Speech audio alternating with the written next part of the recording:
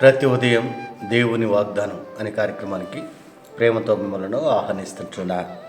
ఈ ఉదయకాల సమయంలో దేవుడు మన కొరకు ఏర్పాటు చేసినటువంటి వాక్యభాగము మొదటి యోహాను పత్రిక 2వ అధ్యాయము మొదటి వచనాన్ని ధ్యానించుకుందాం. మొదటి యోహాను పత్రిక 2వ అధ్యాయము మొదటి వచనాన్ని ధ్యానించుకుందాం.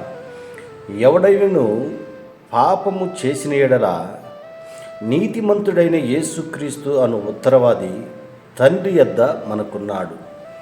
క్రీస్తునందు ప్రియమైన దేవుని బిడ్డలారా, ఈ ఉదయకాల సమయంలో పరిశుద్ధాత్మ దేవుడు మనకిస్తున్నటువంటి వాగ్దానము, ఎవడైనను పాపము చేసిన ఎడల నీతిమంతుడైన యేసుక్రీస్తు అను ఉత్తరవాది తండ్రి యొద్ద మనకున్నాడు. ఈ యొక్క వాగ్దానాన్ని దేవుడు మనకును మన కుటుంబాలకును ఆశీర్వాదకరంగా దీవెనకరంగా మార్చునుగాక.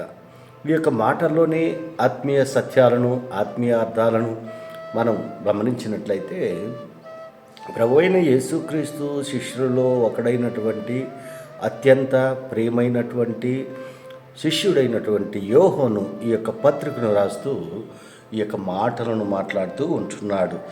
మరి చిన్న పిల్లలారా, మీరు పాపము చేయకుండుటకై ఈ సంగతులను మీకు రాయిచున్నాను.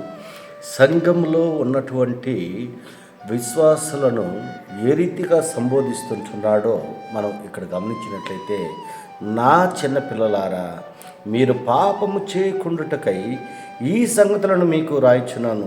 ఎవడైనను పాపము చేసిన ఎడల నీతిమంతుడైన యేసుక్రీస్తు అను ఉత్తరవాది మనకు తండ్రి యొద్ద మనకున్నాడు. ఆయన ఉత్తరవాది. 2 విషయాలను ఇక్కడ మనం చూస్తుంటున్నాం.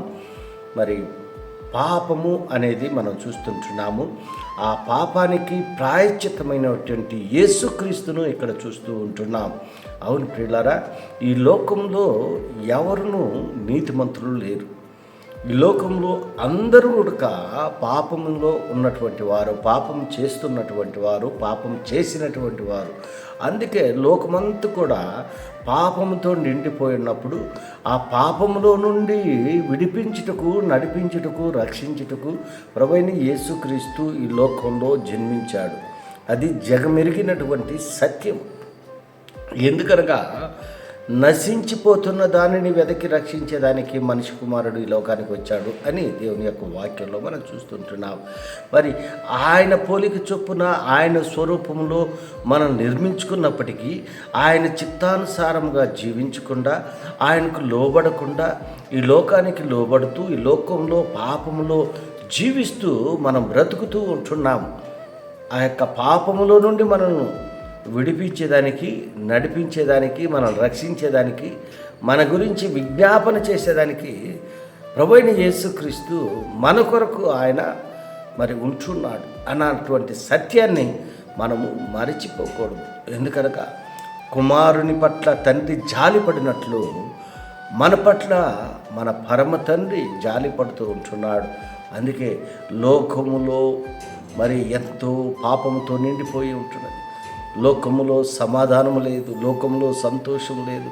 అంత చీకటిమయమైపోయి ఉన్నటువంటి ఆ చీకటిలో ఉన్నటువంటి ప్రజల కొరకు యేసుక్రీస్తు ఒక వెలుగుగా లోకంలో జన్మించినట్లుగా మనం చూస్తుంటున్నాం. క్రీస్తు ప్రేమైన దేవుని బిడ్డలారా, మన కొరకు ఆయన రక్షకుడు ఉదయించాడు అన్నటువంటి ఆ సంతోషంతో మనం ఈ లోకంలో జీవించాలి. ఆయన పోలిక చొప్పున మనం ఉంటున్నాము, ఆయన స్వరూపంలో మనం ఉంటున్నాము. కాబట్టి మనం పాపములో తిరిగి పడిపోకుండా, పాపములో జీవించకుండా ఆయన చిత్తానుసారంగా మనం ఈ లోకంలో జీవించాలని తండ్రి యొక్క చిత్తమైనటువంటి, తండ్రి యొక్క చిత్తాన్ని నెరవేర్చేటువంటి వారిగా నీవు నేను ఉండాలని ఈ కొద్ది మాటల ద్వారా నేను హెచ్చరిక చేస్తున్నా. దేవుడి యొక్క మాటలను మరెక్కువగా మీ అందరికీ, మీకును మీ కుటుంబాలను ఆశీర్వాదకరంగాను దీవెనకరంగాను మార్చిన గాక. ఆమేన్.